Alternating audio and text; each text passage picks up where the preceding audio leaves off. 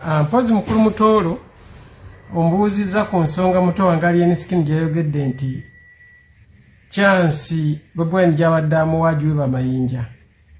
Naye kyenjagala okugamba nti nze seetonderangako ku BobiWine wadde abawagizi be. Nze neetondera ku bawagizi abange abaali banyiiga nga bagamba nti Mayinja tokyatuwa nnyimba, Mayinja oli mu byabufuzi, so tuwe music.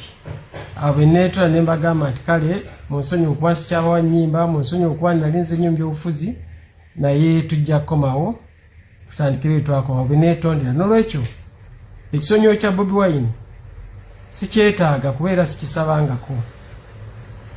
Ako kembadde njagala oba omulabi muto wange okategeera atereezeemu.